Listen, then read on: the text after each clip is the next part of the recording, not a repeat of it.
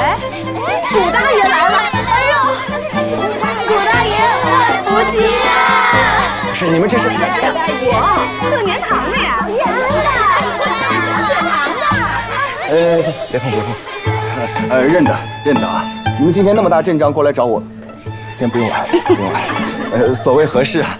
哟，我的爷，你怎么这档口子跟我们这么生分呢？好日子去我们那儿喝酒、开怀畅饮，说那么多笑话，怎么到生分了？你别胡说啊！什么时候说那么多笑话了？你们说正事儿。古大爷，我们这次来啊，就一个事儿。这秦淮河啊，上上下下几百个姐妹推我们出来，给您好好磕一个头。要不是您还有大人来照顾我们生意，还给大姑写了挽联儿，你说我们这些人早就活活饿死了。是啊，两江总督还给我们修葺房子啊，拨了银子啊。明天秦淮河就要开始清淤了。你说这不就是活菩萨吗？真是活菩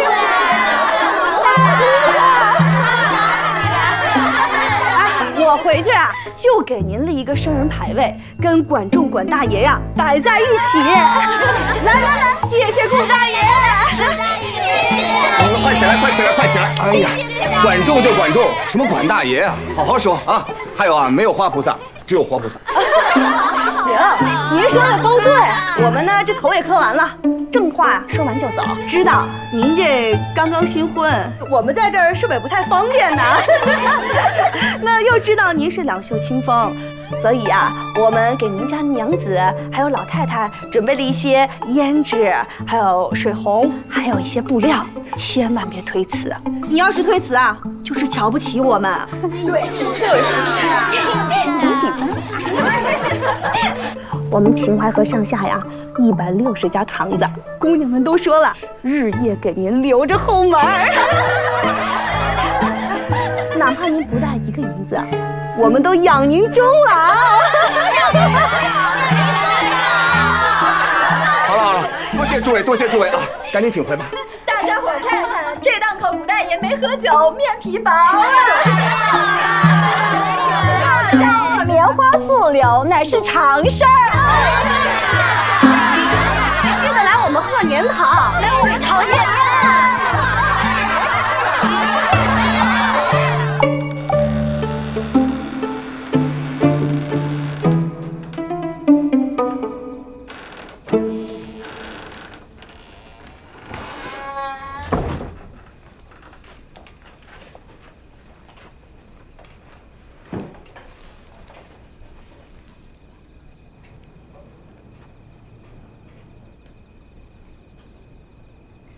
玉儿，绣花呢？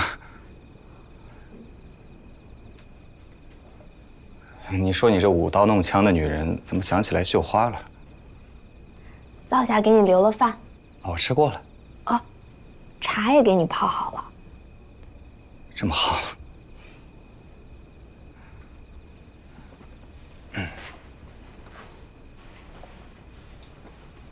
这个是什么呀？有人给你送了礼。哎，我不是说了吗？任何人送来的东西都不能收，你们怎么不听呢？娘让你把礼单念一遍。哦。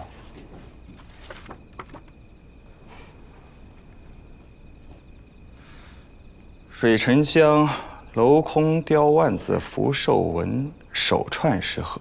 金镶碧玉桃形，步摇6枝。桃红碧玺，脚绳纹手镯1对；金镶白玉长发簪1只；金镶春水绿翡翠桃形戒指1对；金枪不倒腕，100粒。这堂子里的人送来的吧？这像话吗？我需要吃这些吗？我。哎，你先念完。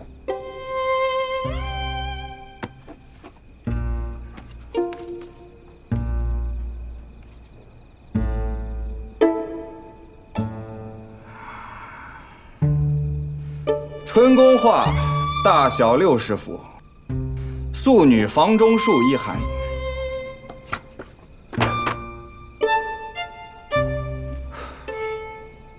我算是解释不清了。玉儿，那个玉儿，你别绣了，你跟我说说话。好不好？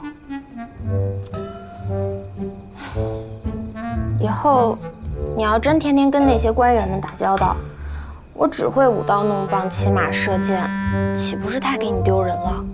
你请个先生教我读书写字、绣花做饭，省得被你打发到山西去。谁跟你说的这些话？这不明显挑拨离间吗？谁说的？我找他去。你凶巴巴的干嘛呀？我说的，怎么了？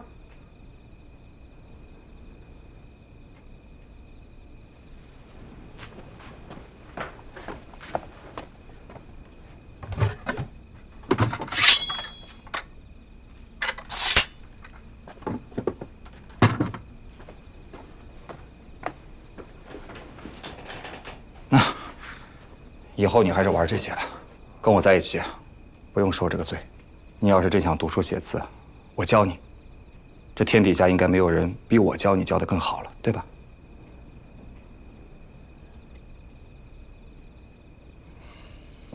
我就说嘛，刚一进门，一个个见到我，就跟见着鬼似的。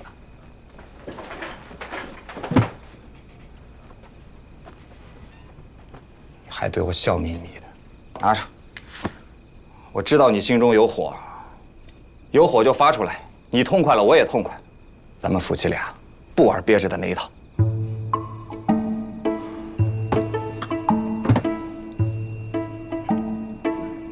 都说这些天，你天天去秦淮河嫖月，我还不信。你当然不应该信。去了吗？我去了1天。如果我跟你说我是去办公务的，你信不信？你信吗？这事儿说起来有点复杂。是，一开始我也不信，可家里一下来了那么多堂子里的人，有个地缝我都恨不得钻进去。你让我们谁也不要理你。你懂我的，我根本就不是这种人呐。他们说，你连续逛了10几家堂子。我没有啊。没有吗？5、6家吧。他们说你喝花酒喝得烂醉。我没有。没有吗？没有烂醉。他们说你还给那刚死的名妓写挽联儿。我没有。你没有吗？总督大人写的。你真是把娘气得够呛，说你不学好成禽兽了。什么话？这叫怎么就禽兽了？能不能听我好好解释？我说去办公务就是办公务，文武之道讲究的是有章有弛。再说了，大丈夫棉花素柳乃是常事。哎呀，你再说一遍，你跟谁学的？我是气糊涂了，妓院老鸨子说的。你是不是心里就这么想的？哎呀，没有。玉儿啊，我好像扭着腰了，你扶我一把。你想谋杀亲夫啊？你下死手啊你！我没使劲，摔没摔着？我看看。下来！你给我！好，你听我解释啊。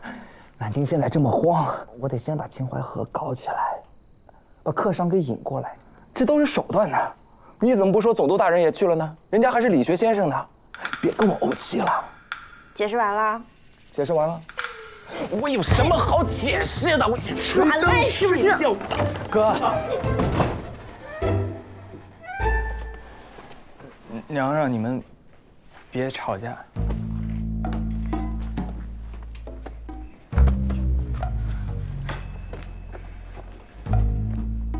老二，我这个房间是你想进就能进的吗？我这不救驾来了吗？娘怕你们打起来。什么打起来？你以为玉儿是你们呐？人家善解人意，我跟玉儿能闹什么误会啊？啊，我需要跟她解释吗？哪像你们啊，见缝就……今天晚上睡外面，别让娘觉得我好说话。出去。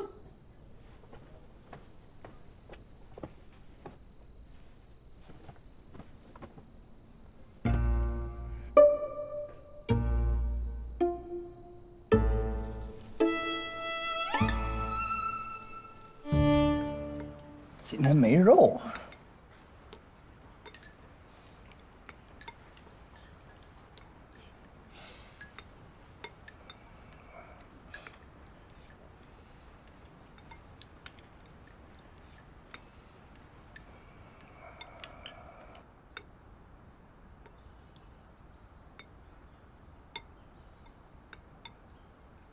古先生在吗？卑职。进来吧。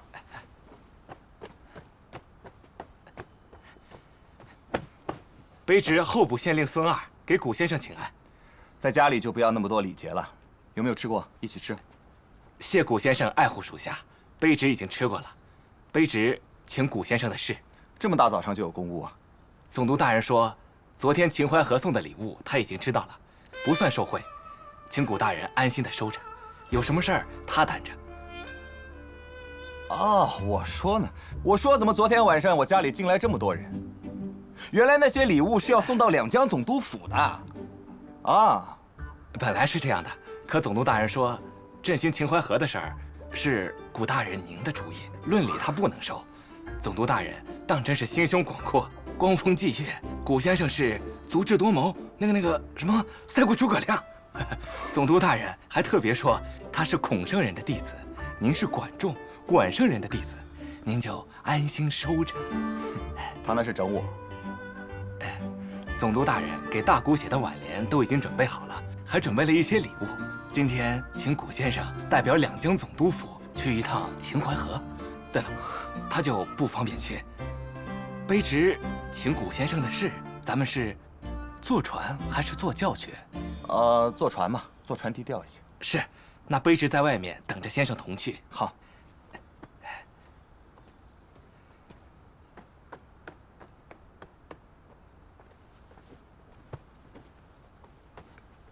娘，你还生我的气呢？你觉得你儿子是那种穿上官衣就去嫖院的人吗？还是说，你怕玉儿吃亏啊？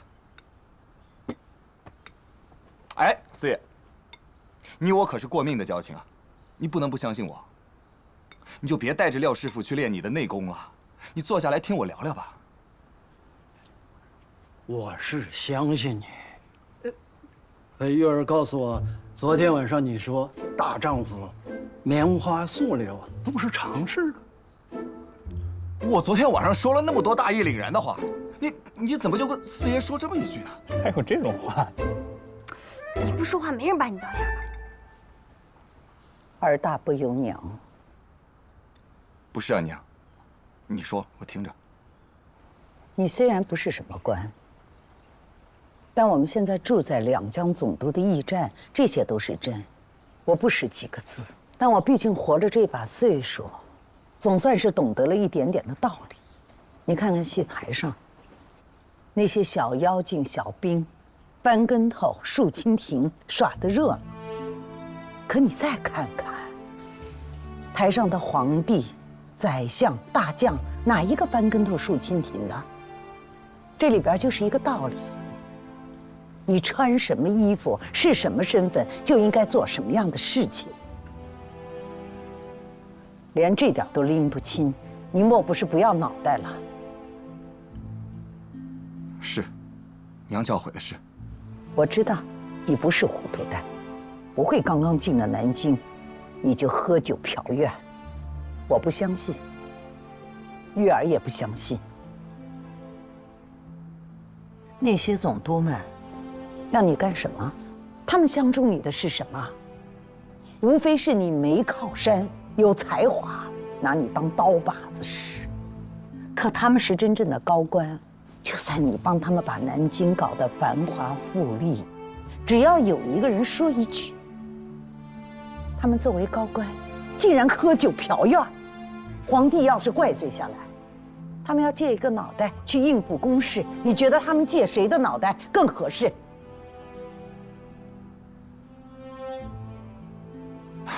那他们也太卑鄙了。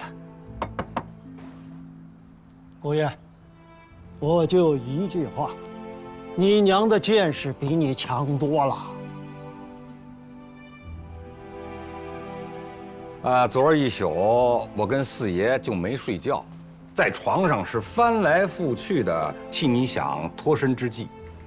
我知道你想救世，可是你都自身难保了，你能救谁呀？把我们搭进去了，害得你娘忧心忡忡，这不都是你的罪过吗？是儿子考虑不周了，娘教诲的是。你这个人吧，又是事事往前冲，只进不退的性子，你把自己害了，到时候也把玉儿搭进去了，那我怎么舍得？还是娘，您想得深远。你呀，也不必过谦。这等妙计呀，天底下很少有人想得出来。不过这些事情啊，放在商道里可以，要放在官场上，那可太危险了。你呀，太过出头。俗话说，枪打出头鸟，到时候杀头，流放抄家，那个日子真的来了，你后悔莫及。你们莫要再吓唬他了，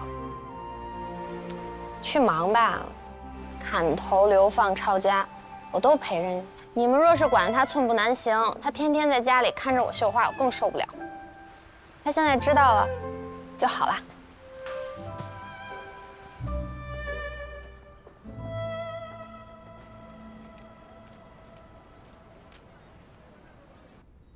这是4大横的银票，没有标记，1万两一张，随处可取现银，一共20万两，请大人赏收。贤侄啊，这笔钱可是帮了我的大忙了。这些钱不算什么，如果能解老师叔的燃眉之急，侄儿这心里就宽慰许多，侄儿的事儿自然也就好办了。今收到义商李钦捐赠银20万两，这是两江总督府的收条，这上边有我的大印，将来我奏明圣上，定有恩赏。重建南京城，凡是捐款的义商，我们都要勒实名碑，立在两江总督府的门口，这可是天大的功德呀！老师叔，我爹吩咐了，这钱不必打收条。哎，不可不可，这是南京城的钱。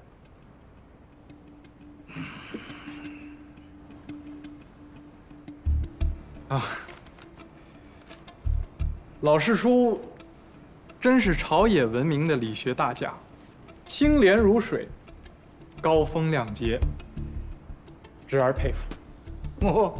清廉如水，高风亮节，未见得吧？你说这话可不能口不对着心呐。侄儿说这些话呀，并非拍马屁，望老师叔明鉴。前几日听说师叔跟着我那位姓古的兄弟，到秦淮河上去吃酒。师叔一生理学，能自污面目，想必朝廷应该能懂得师叔的苦心。哎呀，想不到李百万竟然有这么个好儿子，太让本督嫉妒了。哈哈，果然不是俗物啊！我这点小心思，你看的倒是挺清楚。不敢不敢，师叔是半个圣人。到死也得夹着尾巴修行啊！你以为圣人那么好当啊？侄儿知道，侄儿这尾巴夹得紧着呢，就是侄儿的这个事儿。南京城现在什么都做不了啊，军队遣散不了，这当兵的就有怨言，军纪就不好，万一哪天闹出点事儿，那可就糟了，多年的修行毁于一旦呐。师叔，县下就有现成的办法。您看，这是我爹平常在做生意的时候，别人抵押给他或者卖给他的盐田的地契和盐铺的经营权。县下太平，怎么个章程？世叔您吩咐，我一定照办。此事办成了，世叔那点饷银，自然是小意思。哎呀，李百万这些生意，他做得过来吗？啊，他也不嫌累。我爹的生意做大呀，帮世叔办事儿，那腰杆子才更硬。商人平天下，只能以金银为刀枪，远不及世叔霸气。哼！大人，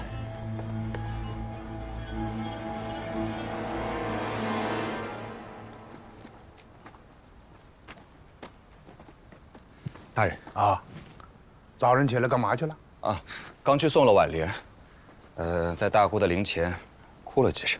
你又不认识他，你怎么哭得出来呀？那大人挽联都写了，我哭2声啊，全当是赠送了。况且，这也是我心有所感呐。所感什么呀？哎，这个大姑论年龄当你娘都够了。大人这么好，把功劳全推给了我。昨日半数堂子的姑娘全涌到我家里去了，给我老娘气的，让全家人都别搭理我。我媳妇儿直接把我赶到厅堂里睡了一宿。你说我为国操劳也就算了，最后换来这么一个结局，我一想，我心里这个委屈啊，我你整我，我还不得整整你呀？行了，一会儿我写封书信说清楚，你这是办公事，给你老娘啊，别因为我受了委屈啊。但是我老娘也说了，啊，真要是为了江南百姓好，倒也无妨。只要大人能保我全家平安，学生我愿意粉身碎骨，在所不惜。哦，这可自然。孔夫子说：“焉知来者不如今呐！”啊，哎，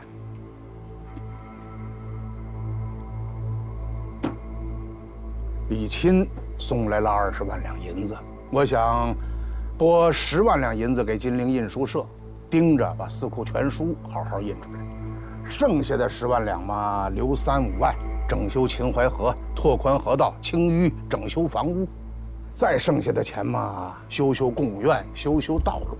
哎，你说的文武之道一张一弛，就是这个意思吧？哎，大人英明，这金陵印书社我一定给他定好。我打算这事儿吧。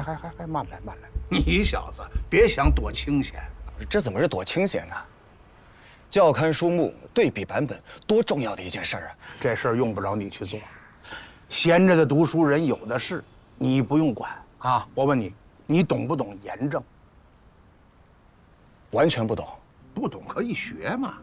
你来之前我就听说了，你茶叶卖得很好啊，是此道中的高手。了解盐政有什么难的？啊，这个李百万借着军费报销的事情，想让我支持他。他花了好几年的时间，竟然把江南大大小小的这个盐铺盐田都拢到他自己手里了，逼着我认账。这样不等于把国家的税赋全都交到他一个人手里了吗？危哉呀！不过这个李百万吧，确实有眼光，厉害，好厉害。怎么，怕了？哼！国家一直用盐引当做专卖权，发给这些卖盐的生意人，啊，每年让他们交钱。这在过去呢是个好法子啊，可是承平日久，这帮盐商贪婪至极呀，对上应付朝廷，对下随意涨价。打过仗的几个省，盐价比米价还贵。要我说呀，就不能把这些东西交给他。天下人的钱，天下人挣。国家不能养出个怪物来，见什么吃什么。啊？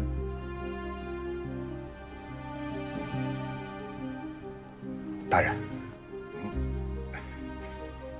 要是凭资本、凭能力，我真的是远不如那个李百万。承蒙您抬爱，但是这件事儿，我真的做不来。临阵脱逃，按律当斩。哎，我知道你们是旧相识，这个事儿你要给我办好喽，我给你个功名啊。哎，要是办不好，军法伺候。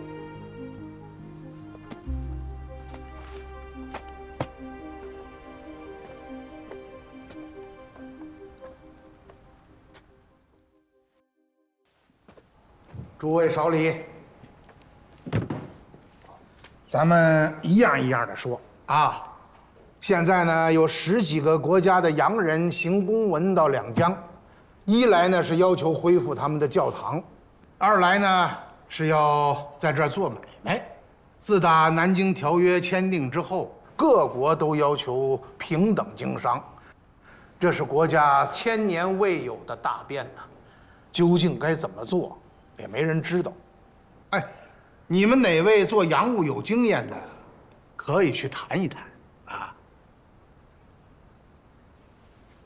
大人，我愿意一试。哦，李公子，你们家做过洋人的生意，哎，可是古先生也做过，不如你们俩一起把这事情接了，也好有个照应啊！啊，是，啊，大的原则就是平等相待，不卑不亢。请大人指教。对洋人不可用天朝上国的那个腔调，妄自尊大。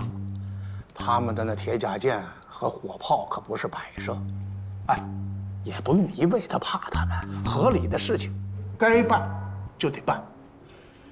至于做生意嘛，在两江地面上做生意，你们去做，就一句话，只许赢，不许输，给洋人立个规矩，不能让他们胡来。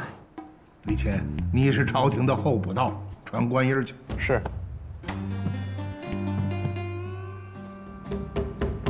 第二个是嘛，朝廷下了旨意，要恢复盐铁专卖。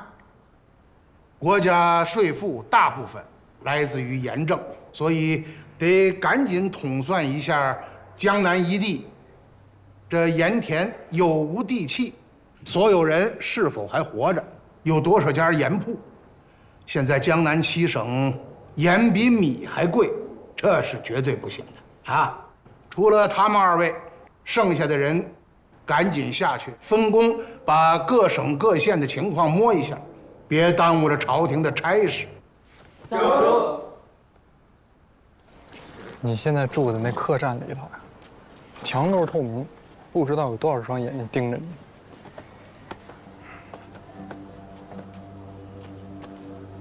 你知道吗？现在这老家伙要玩斗鸡，让咱俩先弄个你死我活，等咱俩都没劲儿，他更不可能把盐田吐出来。你有店铺，有地契，都是你真金白银买的，你怕什么？朝廷要跟我讲道理，我当然不怕呀。那问题是他不讲道理，那手里这东西跟一坨废纸有什么区别？看这个地方实在太凶险了，你真的别往这里扎。你倒我愿意，他把我全家都弄来了，我现在不进这个斗鸡场都不行。咱们得想个招，不能让那个老家伙把咱们给玩了。但愿你说的是真的吧？你看，这老东西够厉害的吧？咱们还没有进斗鸡笼呢，已经开始互生疑心了。对啊。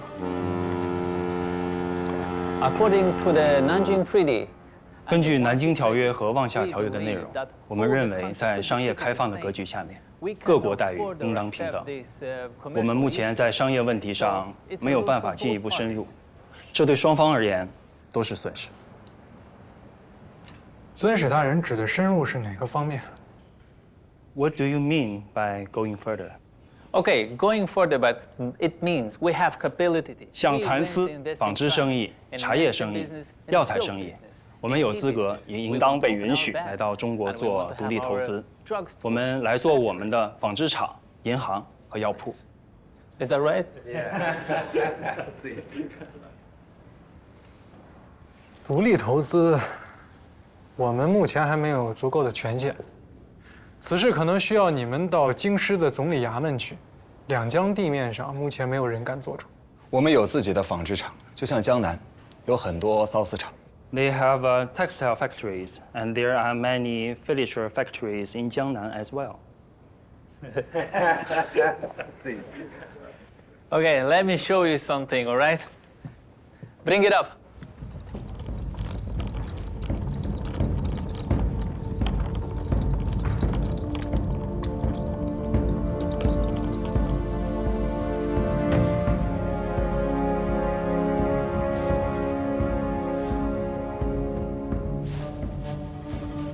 Let me introduce it today. This is my honor. 在这里啊，有幸向各位介绍这个世界上最伟大的发明——珍妮纺织机。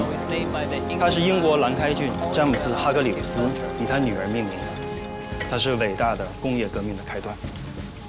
And this machine can have 它可以同时纺织80个纱锭，后来历经改造，现在以蒸汽为动力。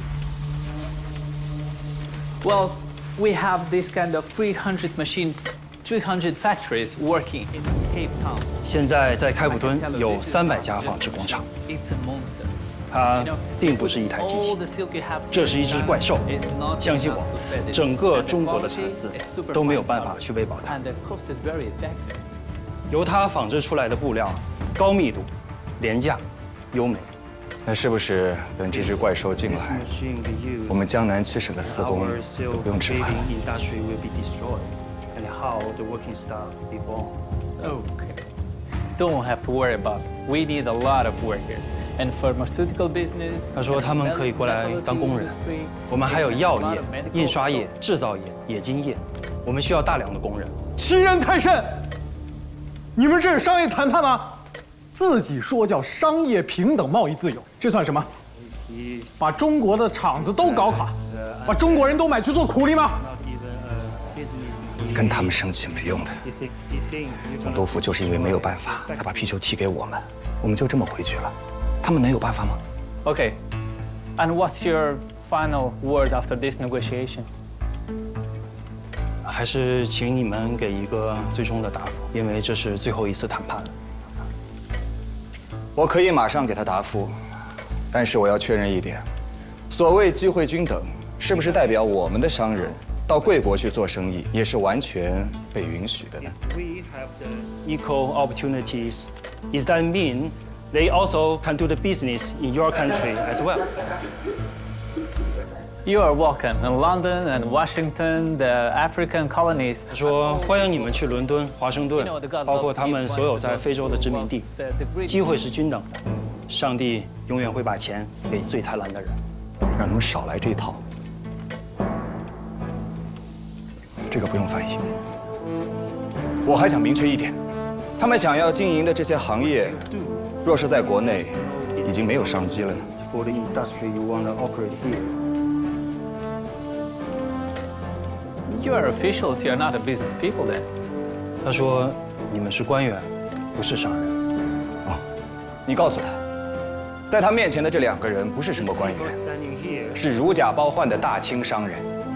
他们想要的丝绸业、药业、茶叶，在我们国内都已经没有再投资的空间了。就算江南可以网开一面，最终他们还是会无功而返。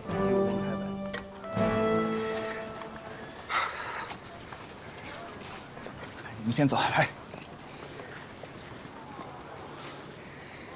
被他们气得心口疼，你知道吗？他们这叫谈判吗？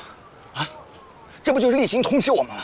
就好像有一个强盗跟我们说，可不可以拿点钱花？不就这么个道理吗？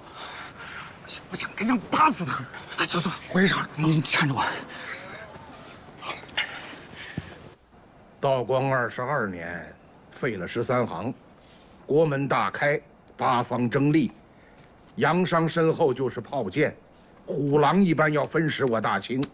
这洋人的厂子要是一开，江南7省的这些职工可就都完蛋喽，哼，都得上洋人的那个工厂里头去给人家当奴隶呀！哎，我们人口这么多，哪能都甘心给人家当奴隶呢？您之前看过这些照片吗？哎，我看没看过有什么用啊？这些话要是跟京城那些大人们说，他肯定得说。 你们只重视奇技淫巧，再说多了，帽子就没了。两江是两江，朝廷是朝廷。这么多年来，一点改变都没有。你说对了。朝廷这些大人们那是非礼勿视，非礼勿听。你看看江南这些总督们，有谁说这个呀？都是讲理学是最安全的。 我是商人啊，最快的办法，我花钱把机器买回来，搬厂，大不了我多花些钱请洋人的技师啊来教胆。哎，你这话别在我屋里说啊！还是得学人家的方法。要是有一天洋人不卖机器给我们了，那时候怎么办？越说越不像话了。这要是传到京城去，那比我逛秦淮河还麻烦。报，急报，有灾情！快点，南通县令到了没有啊？啊，有多少灾民呢？还闹事了没有啊？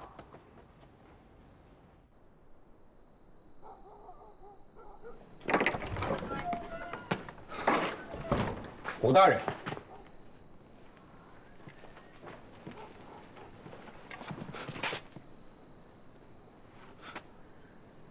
重增兄，哎，你吓死我了！我以为进来个洋鬼子呢。我在印度找一个英国裁缝搞了这么一身，确实是敢穿着玩。刚才在外面，把路上人都吓坏了。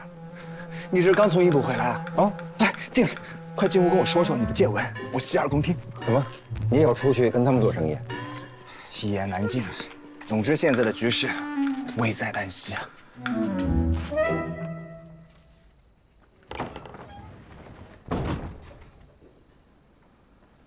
老爷，京城四大亨的东家到了。四大亨，这是破天的字号啊！怎么着，老哥几个组团来的，事先也不说一声啊？来，请坐，请坐。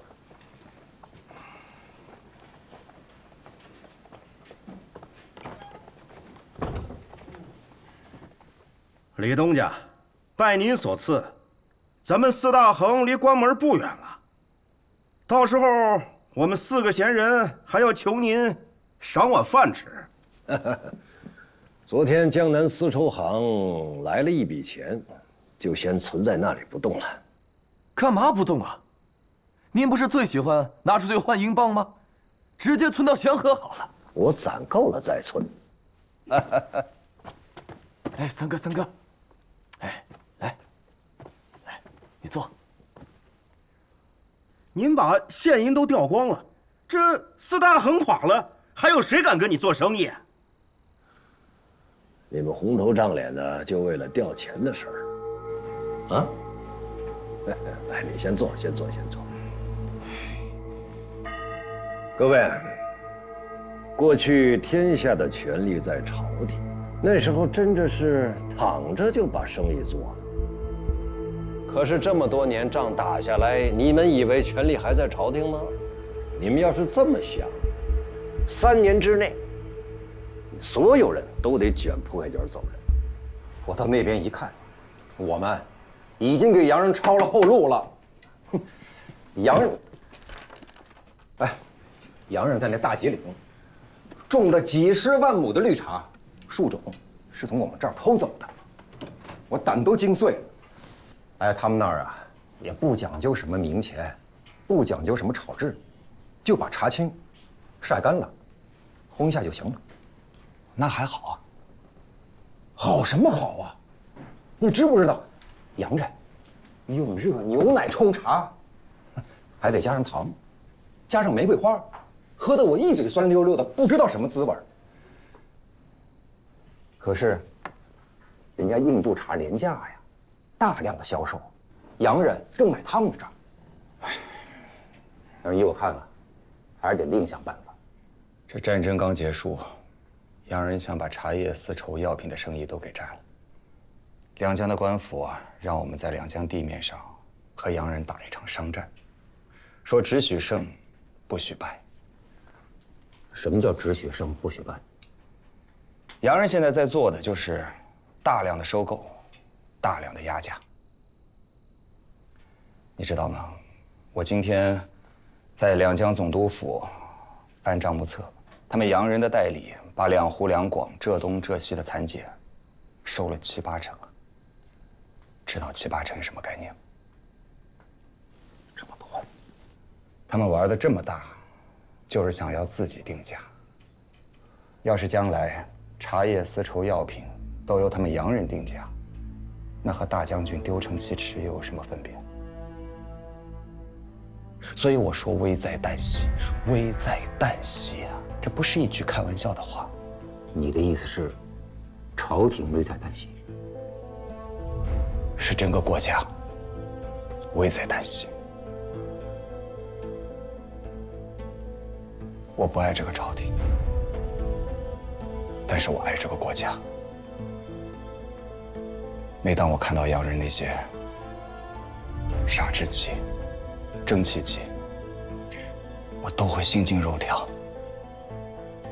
他们洋人的一台杀之机抵上我们80个职工，效率是我们的10多倍。以蒸汽机为动力，可以全年无休、昼夜不停地开工。你也知道，洋人想要在中国开厂，成本是何其的廉价。将来我们的工人，要不然就在洋人的厂子里一辈子为奴，要不然就会爆发出一场更大的祸患。这还只是放之一项，其余的林林总总，我真的不敢多想。朱兄弟，你真是没有白在官场上混，一开口就是忧国忧民，让我惭愧了。之前在安徽种茶的时候，还跟茶商会的当家人窝里斗，那时候觉得自己好像很聪明。去到江宁，不出10日我就自惭形秽。法国人、英国人、葡萄牙人，他们举全国之力来和我们做生意，用的是最先进的技术、最精良的武器、最强硬的态度。他们想干什么？他们想把大清给吃空了。我们呢，还浑浑噩噩的不把人家当回事，天天我大清我大清，在那里目空一切。没有以后了，没有票号了，也没有李百万，大家还看不出来吗？人家现在是拿枪拿炮逼着你做生意啊，要么输要么赢，哪还有什么仁义道德可讲呢？江南一地现在元气还没恢复，洋人也多，将来是否能生存下来，就看在南方能否立住脚。我把两淮的盐业全部拿下，接下来就是把茶叶、丝绸、药材的专营专卖吃下来。到时候4大行还得给我支持啊！你们多投一点，将来就多分一点利。你们在家数钱不好吗？李东家，两淮的盐场，你拿下多少家了？142家。我一边悄悄地拿，一边还得防着两江的督府拆我的台。将来需要资金的调动了，老哥几个还得继续支持。4大行支持可以，不过以盐场的利润，4大行将来至少要占到30%。大家都是无利不起早，我看这个事情可以。好啊。李兄，咱们只是商人，没有办法替朝廷做任何决定。但我想呢，在这个时候，我们可以联起手来救市，延缓洋人进我们大清的速度。至于其他事情，那就得交给更有能力的人去做。好，太好了，你决定动，咱们一起。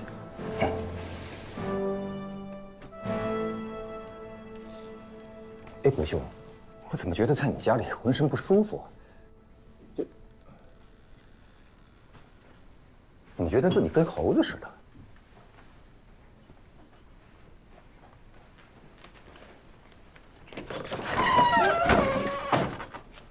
你们这是做什么呀？想看的话，进来大大方方的看。我们李兄这是刚从印度卖茶叶回来，是不是看着不习惯了？我觉得很英俊啊。行，看吧。怎么样？是不是特别稀罕啊？还有这么穿衣服的，我像一只长腿的鸡。是洋人的膝盖不会打弯，用棒子一吹就倒地上了。谁告诉你的，老爷子？你为什么头上顶一个痰盂呢？哎呀，好了，散了，没什么好看的啊！散了。我也想来一下。散了，我也想要一下。娘，你怎么也来了？哟，老太太，您来了，你有什么吩咐？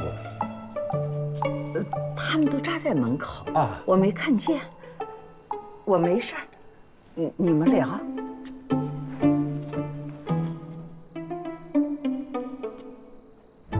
这些年南边打仗，反贼常取海棠条石修成筑垒，致使多处海棠受损严重，加之国库空虚，致使海棠年久失修。昨天报南通的海棠崩塌，受灾无数，正在统算灾民的数目以及赈灾所需要的银两和粮食。现在指望朝廷是指望不上了，我们得想办法。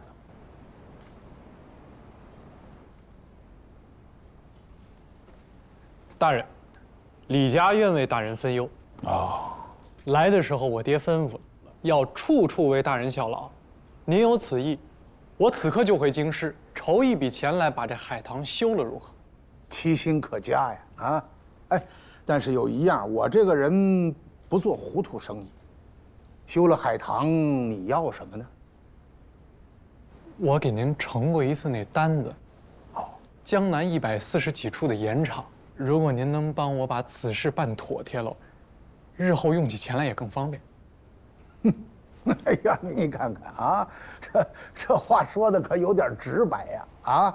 哎，你们李家自己购买的盐田盐铺，何须我两江总督府出面呢？我们手头是有一批能找到原主人接收，但是有一些甚至已经被当地的恶霸给霸占了，还有一批，我们手里头光有地契，能接收的人全都已经死了。我爹说，这次两江总督府若是能助李家一臂之力，日后定当全力以赴为总督大人效劳。哎，你怎么一句话都不说呀？这可不像你呀！大人，我盐业我一窍不通。盐业本是朝廷专卖，如果把这权力都放在商人的手里，势必内轻外重，对朝廷也不好。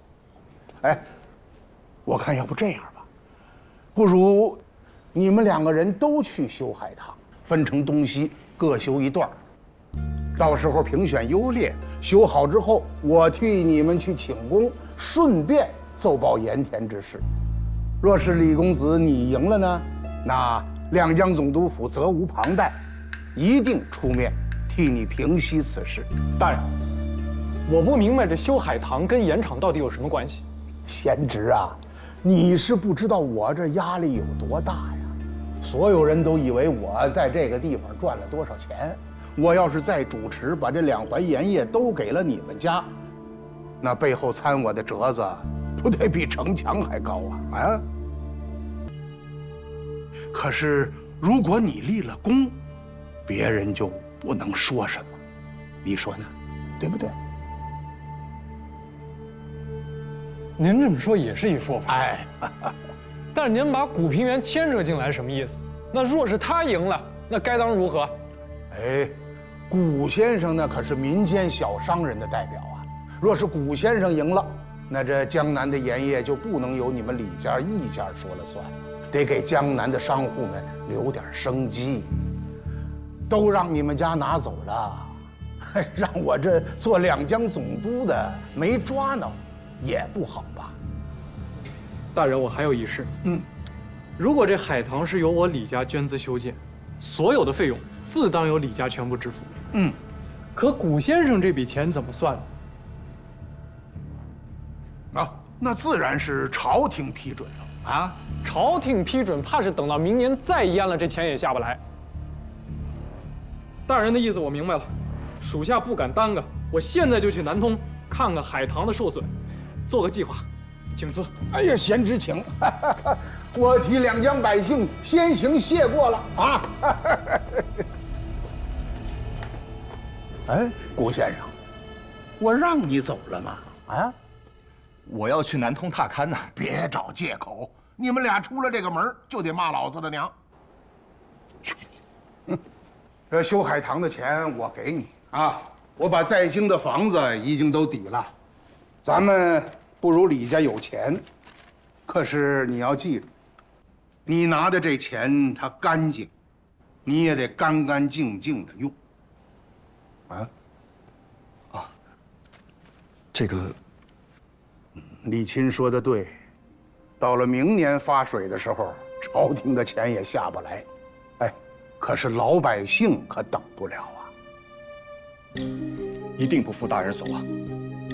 你记住，我这个人呐，一辈子愚笨，读书识字总不如人。但是有一样，我走一步是一步，不自欺，不欺人，做一事便成一事。你要是急躁求进，非成大错不可。呀！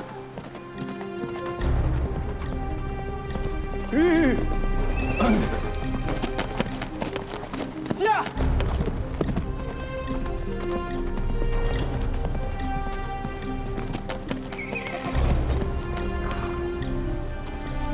你是看海棠还是赛马呢？我就是越想越气。那老家伙现在把咱俩当3岁小孩，现在已经开始当众挑拨了。哎，我这么想，我刚才出去了，他肯定又在背后嘀咕。你没帮我问问他为什么不帮我延场的事儿？我问了，他说你们家就是趁火打劫。趁火打劫？胡说！商人低价买高价卖，这自古以来天经地义的事儿。我要天天跟他讲仁义，那我喝西北风去。咱们还是看看海棠吧，这事儿挺麻烦。哟，顾生，你先给我撂句话，我好安心。你说，我爹把两淮盐场这事儿交给我来办，这是我唯一从家里出来的机会，所以我想啊，无论付出多大代价，我都得赢，把这事儿办成。你能不能让我一让？谈不上让。我嘛也没做过盐场的生意，但是就像你说的，我们不是3岁小孩子。他想把我们关在一个鸡笼里，但是我们呢，不能任由他爽，是吧？那咱就这么说定了，修海棠的高度你让我一让。朝廷规定的标准是3丈3，我在这基础上再高1丈，多次靠谱。那我替南通的老百姓先谢谢你。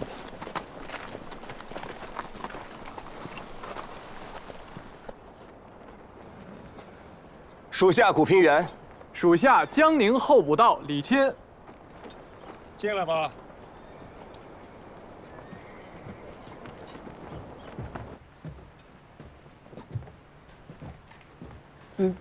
九帅，九帅，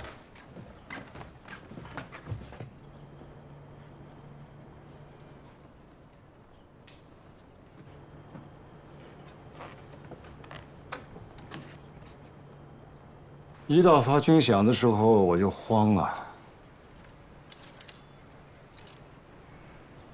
二位，这么有闲工夫啊？回九帅，两江总督让我们来南通修海棠，但如今南通实事九空，我们连人手都凑不齐，所以特地前来麻烦九帅，想借点人手。就是我们用您的兵啊，也不白用。实工、木工1天300钱，力工1天150钱，当天干活，当天结算啊，吃住都由工地供应。借兵，你们赶紧把他们带走，要多少有多少。这个好，哎。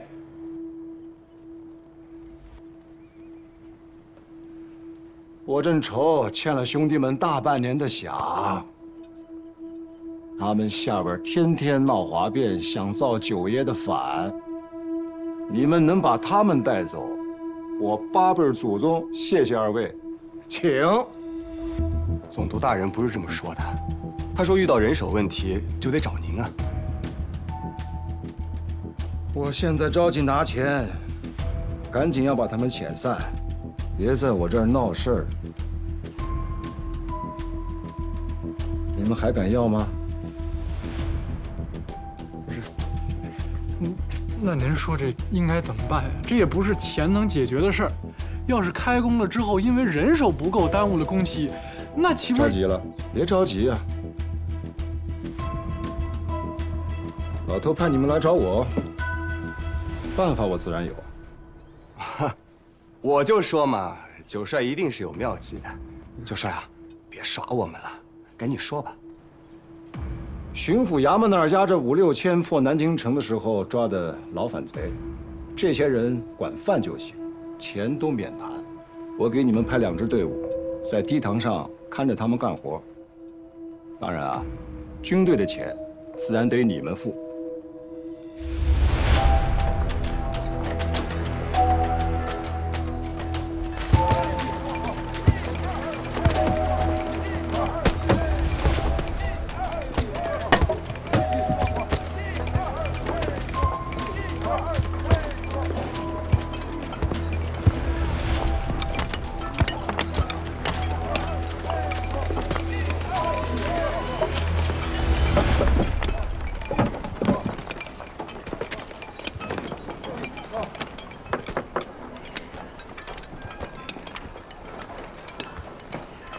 这钱是狼山的好石头啊，不见让你真行。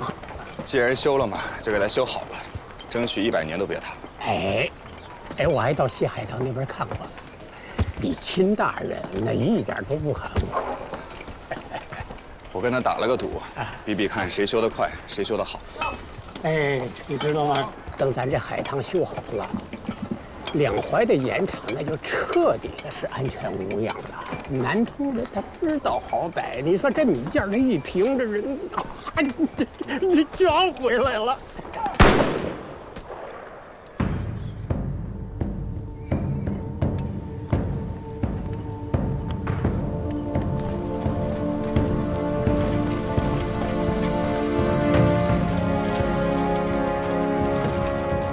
九帅，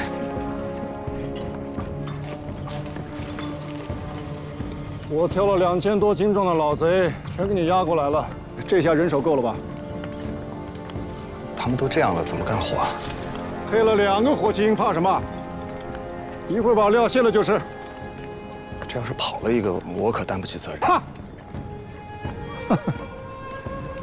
他们有队有营，一个队跑1人，杀全队；一个营跑1队，杀全营。这光天化日的，谁敢呢？开料，这，开料！大量话我说完了，丑话我也得说，死了的我不管，可真有人敢往外跑，你辛苦的就是通敌啊！不敢，九帅放心，你聪明。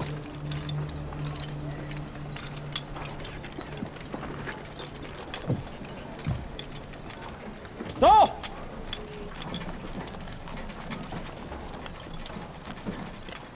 啊，胡先生，您说吧，怎么干？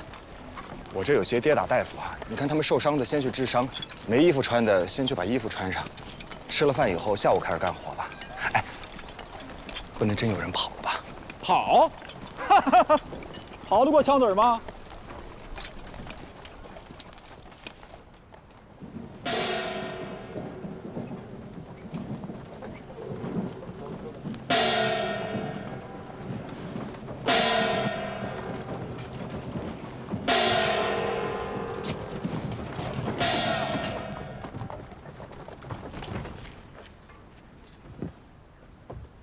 哎，好，哎呀，哈哈！卑职亲赐两淮盐运使。哎呀，哎呦，财神爷驾到，有失远迎。行客拜做客，这是规矩。请。哎，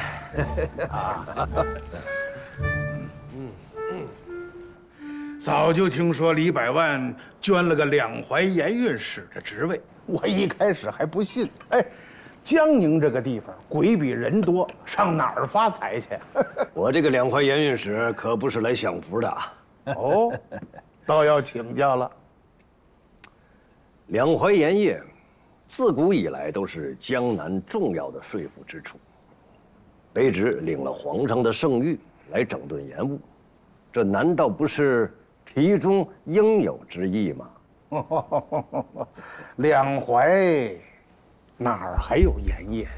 啊，贵公子拿来那么些盐田的地契，我看两淮盐场十有八九都归了你李百万的手里了。我看你捐官这个钱亏了，两淮盐业反正都是你的私产嘛。我今天是穿着官衣来的，李百万3个字，总督大人就不要再提了。再说了，我来也是替总督大人解决难题来的。哟，我何难之有啊？您的难题还小啊！南京城像火药桶一样，曾香香的兵可不是朝廷的军队。这10年杀了多少人？哪个是良民？如果他们要是闹起事来，江南又得沦陷。朝廷的哪支军队能够降服得了他们？这是其一。其二，两淮的官员有多长时间没有拿到俸禄？这10年仗打下来，乱发军功啊！总督大人门口站班的军官都是2品大员，他们要是闹起事来，这还得了？南通的海棠失修，南通下面7州县灾民无数，冲毁的道路、房屋无数，官、民、兵均不安。哼哼，大人还坐在这里稳稳当当的跟我说太平无事。我再说一遍，我来是替大人解忧来的，不是惹麻烦来的。哎呀，你看看，我什么时候说你上这儿来是找麻烦来的？哎，我这儿啊，确实是千疮百孔。哎，南通的海棠失修，贵公子勇挑千钧弹，已经去原地踏勘了，而且还要自家掏腰包修筑，给他报功的折子我都递上去了。你骗得了他，可骗不了我。他不是当官的，报功的折子、受赏，他什么都拿不到。总督大人可劲儿地消耗他的钱，目的就是想把我引出来。我来了。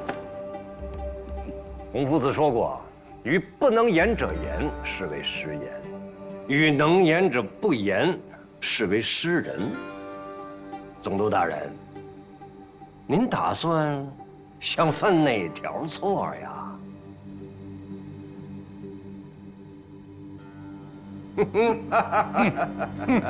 哎呀，你呀，李百万，还是李百万。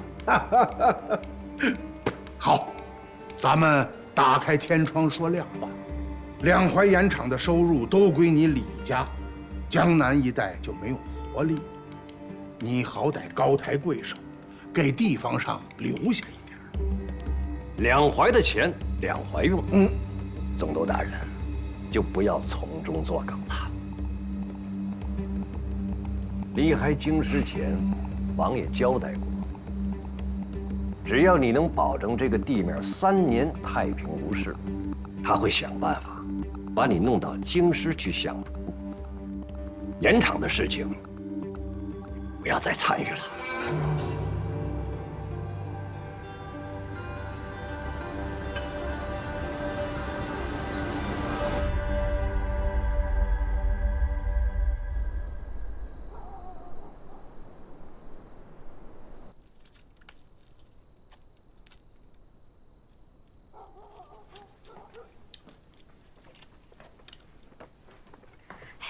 你慢点吃，别咬着手指头。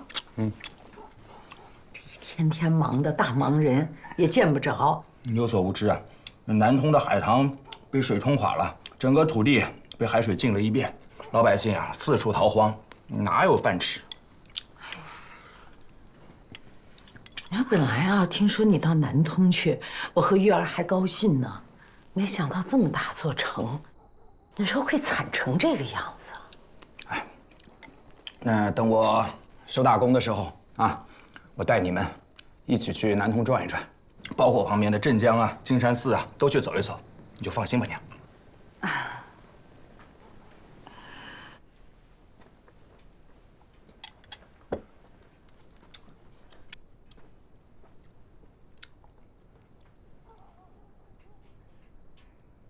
那么想出去玩呢？那千里迢迢跟你过来，就换个地方坐着。委屈你了，哥，南通的苏大人来了。哎呦，苏大人，下官，苏大人，苏大人，快请起。有什么事您派人通传，怎么还大老远的亲自过来了？应该的，应该的。那个老二，赶紧把这菜收拾一下啊！给苏大人呢泡杯好茶，切点水果，啊。苏大人，稍安勿躁，带我去更衣。